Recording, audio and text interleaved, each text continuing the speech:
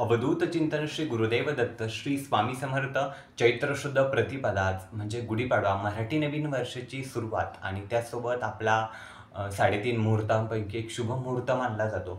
याच शुभ दिनी आपण काही नवीन वस्तू खरेदी करतो किंवा काही उपाय किंवा काही तोडगे करतो। जे काही आपण वर्षातनं काही उपाय वर्षभरातनं एकदाच करत असतो। त्यामध्ये आपल्याला असे 3 उपाय आहेत। त्याच्यातील जे 2 उपाय आहेत ते आपल्या घरामध्ये वाईट गोष्टी ज्या काय आहेत त्या वाईट गोष्टींचा प्रवेश होऊ नये किंवा घरामध्ये केश कलह चालू आहे त्या कलहांपासून आपल्या घराची मुक्तता व्हावी, घरामध्ये सुख शांती नांदावी यासाठी आपण हे उपाय करत आहे। आणि तिसरा जो उपाय आहे त्यामध्ये आपल्याला जी अप्राप्त लक्ष्मी ती प्राप्त व्हावी आणि प्राप्त झालेली लक्ष्मी आपल्या घरामध्ये चिरकाल स्थिर राहावी किंवा धनधान्य वर्धक तोडगा आपण त्याला म्हटलं जातो। यामध्ये आपल्याला जो पहिला तोडगा करायचा आहे त्यामध्ये आपल्याला गोरक्ष चिंच घ्यायची आहे।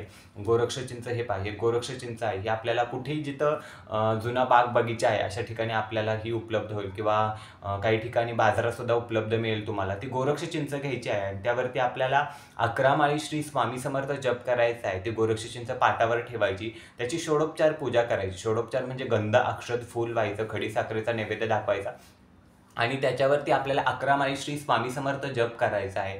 ही गोरक्ष चिंच आपल्याला जेवढी गोरक्ष चिंच ज्या आकाराची आहे तेवढ्या साईजची आपल्याला एक नवीन कोऱ्या लाल कपड्याची पिशवी त्याच्यासाठी शिवायची आहे आणि त्यामध्ये ही गोरक्ष चिंच आपल्याला टाकायची आहे आणि आपल्या ज्या घराचं मेन प्रवेशद्वार आहे त्या प्रवेशद्वाराच्या वरती आपल्याला ही गोरक्ष चिंच टांगायची आहे। या गोरक्ष चिंचेच्या उपायामुळे काय होतं की आपल्या घरामध्ये ज्या काही वाईट गोष्टींचा मारा होत असतो बाहेरच्या बाजूनी तर त्यांचं ते दारातूनच त्या पाठीमागे जातात, त्यांचा घरामध्ये प्रवेश होत नाही। दुसरा उपाय आहे त्यामध्ये आपल्याला 3 इंच वडाची मुळी म्हणजे वडाची पारंबी घ्यायची आहे। हा उपाय पुरुषांनीच करायचा आहे। वडाची मुळी आपण अमावस्येच्या दिवशी किंवा गुढीपाडव्याच्या दिवशी सकाळ सकाळी आपल्याला ती वडाची मुळी आणायची आहे।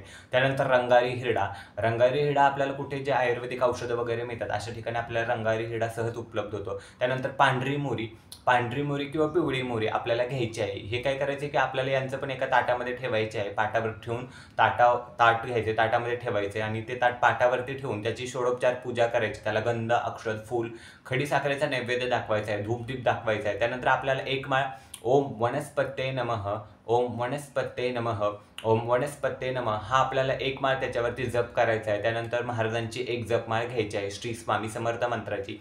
त्यानंतर हा देखील तोडगा आपल्याला नवीन कोऱ्या लाल पिशवीमध्ये आपल्याला घ्यायचा आहे। ती पिशवी आपल्याला बंद करायची आणि हा जिथं आपण आपली घराची चौकट आहे त्या चौकटीच्या वरती आपल्याला हा तोडगा अडकवायचा आहे। ह्या तोडग्याने काय होते की घरामध्ये जे काही सततचं आजारपण असतं, घरामध्ये जे केश कलह असतात, घरामध्ये लक्ष्मी येते परंतु कसं आहे की सतत काहीतरी चिडचिड होते, छोट्या कारणावर घरामध्ये भांडणं होतात, वादविवाद होतात, यापासून आपल्याला ह्या तोडगा केल्यापासून आपल्याला मुक्तता मिळते किंवा मुलांचे जे काही आजारपण आहे ते दूर होण्यास मदत होते। म्हणजे घरामध्ये शांतता, समृद्धी आणि आरोग्य ह्या तोडग्यामुळे आपल्याला राहतं। त्यानंतर तिसरा तोडगा जो आहे तो आपल्याला धनधान्य वर्धक तोडगा आहे। आपल्याला अप्राप्त लक्ष्मी प्राप्त व्हावी, जी लक्ष्मी प्राप्त आहे जी चिरकाल आपल्याकडे स्थिर राहावी, आपल्या घरामध्ये धनधान्य लक्ष्मीचा वास राहावा यासाठी आपल्याला हा उपाय करायचा आहे।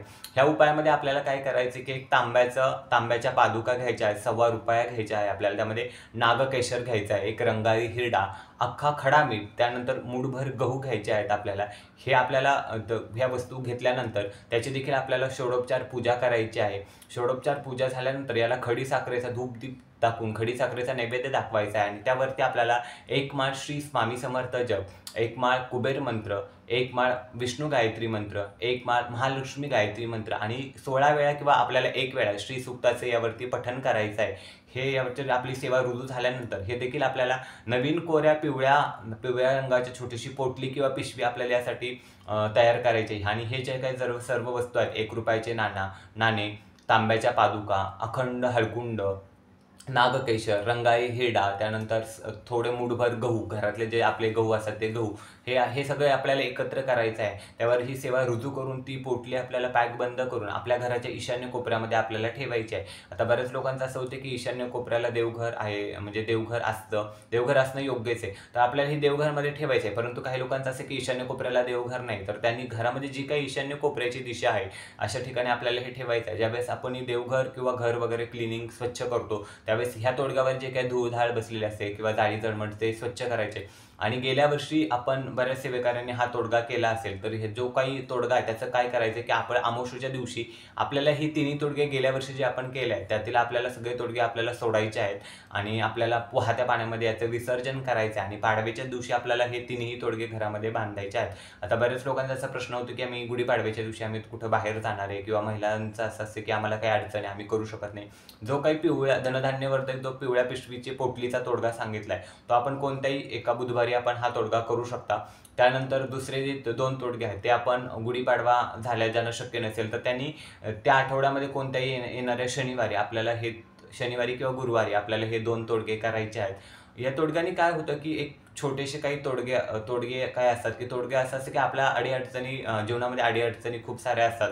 महाराजांची नित्यसेवा खूपच प्रभावी आहे. आपण डेली जर नित्यसेवा करत असाल तर बऱ्याचशा या छोट्या अशा ज्या अडी-अडचणींपासून आपण म्हणजे तिथपर्यंत पोहोचत नाही किंवा आल्या तरी आपल्याला योग्य मार्ग लगेच दिसतो.